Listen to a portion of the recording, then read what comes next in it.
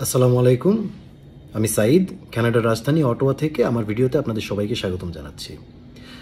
বাংলাদেশ থেকে যারা কানাডাতে আসতে চাচ্ছেন, আসছেন বা আসবেন, তাদের জন্য আজকে বেসিক 5টা ব্যবহার নিয়ে কথা বলবো। নাম্বার 1, আপনারা যখন এয়ারপোর্টে যাবেন তখন দেখবেন যে এয়ারপোর্টের ওয়ালে ছোট ছোট বেসিন লাগানো থাকে। এরকম একটা একটু উঁচাতে থাকে, একটা একটু নিচাতে থাকে। এই বেসিনগুলোকে অনেক সময় আমরা না জানার কারণে অনেকেই কফ, কাশি, থুতু, পানের পিক এইগুলো ফেলার জন্য ইউজ করি। তো এইগুলা এই কাজের জন্য না, এইগুলাকে ওয়াটার ফাউন্টেন বলে, এয়ারপোর্টের ওয়াটার ফাউন্টেন। এগুলোকে পানি খাওয়ার জন্য রাখা হয়েছে। সো নিচে দেখবেন যে ছোট্ট বাটন আছে, এই বাটনে চাপ দিলে ছোট্ট কল থাকে, কল দিয়ে পানি আসে, ওইখান থেকে ওইগুলাকে পানি খাওয়ার জন্য বেসিনগুলোকে রাখা হয়েছে, কফ কাশি ফেলার জন্য না। নাম্বার 2, বোর্ডিং টাইমে যখন কাস্টমার সার্ভিস এজেন্টরা বলে, সচরাচর যেগুলো আমরা বাংলাদেশে দেখি, যে কাস্টমার সার্ভিসরা ডাক দেয় যে অমুক এয়ারলাইন্সের তমুক ফ্লাইট নাম্বার, আপনারা গেটে চলে আসেন, বোর্ডিং শুরু হচ্ছে।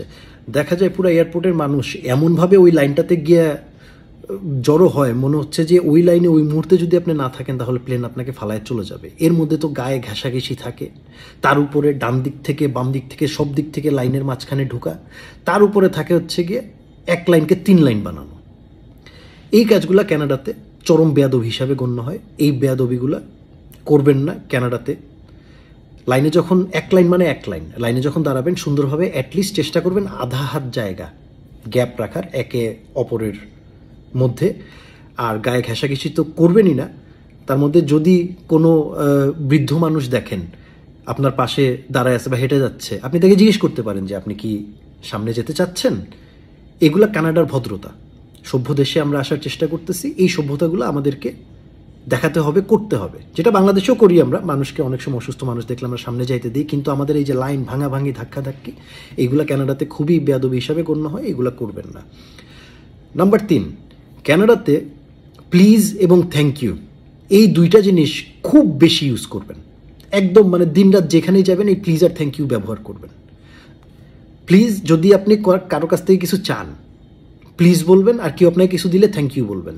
কেউ আপনার জন্য কিছু করলে থ্যাংক ইউ বলবেন।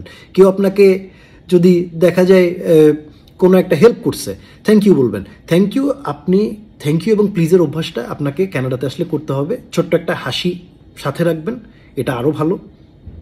তো কেউ কিছু দিলে থ্যাংক ইউ, আর কারো কাছ থেকে কিছু চাইলে প্লিজ, এই 2টা ওয়ার্ড খুব মনে রাখবেন। সাথে সরিটাও রাখতে পারেন। ধরেন কারোর সাথে একটু গা যদি লাগে, হালকাভাবে একটু সরি বলবেন।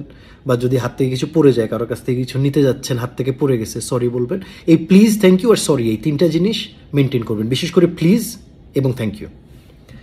নাম্বার 4, আমরা বাংলাদেশে সচরাচর দেখি যে যখন দরজা দিয়ে একজন ঢুকে ঠাস করে আরেকজনের মুখের উপরে দরজাটা ছেড়ে দেয়। আমরা মার্কেটে দেখি, আপনি মসজিদ মন্দির বলেন, যেখানেই বলেন, দরজা দিয়ে ঢুকার পরে হসপিটাল বলেন, ঠাস করে দরজাটা ছেড়ে দেয়। তো কানাডার একটা খুব ইম্পর্টেন্ট ভদ্রতা হচ্ছে, আপনি যখন দরজা দিয়ে ঢুকবেন দরজাটা ঠাস করে ছেড়ে দিবেন না, দরজাটা ধরবেন, ধরে পিছনের দিকে তাকাবেন, তাকায় দেখবেন কেউ আসতেছে কিনা। যদি দরজার কাছাকাছি কেউ থাকে তার জন্য দরজাটা ধরবেন, অথবা সে যতক্ষণ না পর্যন্ত দরজায় হাত দিয়ে দরজাটাকে থামাইছে ততক্ষণ পর্যন্ত আপনি দরজাটা ধরে থাকবেন। ও যখন দরজাটা ধরে ফেলবে তখন আপনি ভিতরে চলে যাবেন। এটা হচ্ছে কানাডার ভদ্রতা। কখনো দরজা দিয়ে ঢোকার সময় ঠাস করে দরজা কারো মুখের উপর ছাড়বেন না, পিছন দিকে তাকাবেন, এটা খুবই গুরুত্বপূর্ণ। নাম্বার 4, দেখেন ভাই, আমরা বাংলাদেশ থেকে কেন এইসব দেশে আসি? জীবনের মূল্য, জীবনের সিকিউরিটি, জীবনের দাম, একটা সভ্য দেশ যেখানে আবেগের বশে মানুষ মানুষকে ভাত খাওয়ায়, পিটায় মারে না, যেখানে সরকার শাসনের নামে আয়নাঘরের মতো রঙ্গশালা বানায় বছরের পর বছর মানুষকে লুকায় অত্যাচার করেন। এই জন্যই তো আমরা দেশগুলোতে আসি, মা বাপ ভাই বোন আত্মীয় স্বজন ফালাই এখানে থাকতেছি, তাই না ভাই? এই দেশে যেমন মানুষের জীবনের দাম আছে, তেমন একটা কুকুর, বিড়াল, হাঁস, মুরগি, মাছ, আপনারা ঠিক শুনছেন, মাছ, হাঁস, মুরগি, এইগুলারও জীবনের দাম আছে।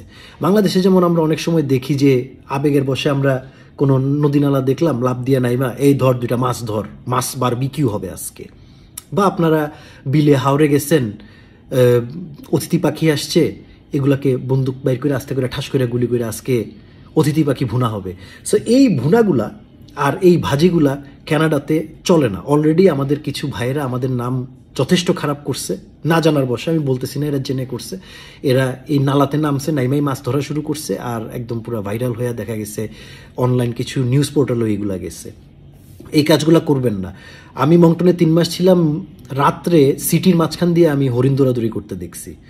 তো এমন আবেগ নিয়ে আসবেন না যে আবেগ আপনাকে এমন কোনো ইনফ্লুয়েন্স করবে যাতে আপনি ওই হরিণটাকে ধইরা দেখি আজকে হরিণের মাংস খাবো, বা আজকে রাজহাঁস খাবো, বা আজকে মাছ খাবো নদী থেকে ধইরা, নালা থেকে ধইরা। এই কাজগুলো কানাডাতে ভুলেও করবেন না, ভুলেও করবেন না, এতে আপনার জেল জরিমানা হবে এবং বাঙালি হিসাবে আমাদের সবার একটা নাম খারাপ হবে।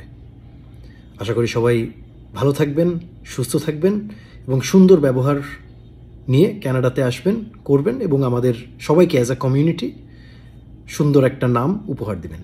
ধন্যবাদ। আসসালামু আলাইকুম।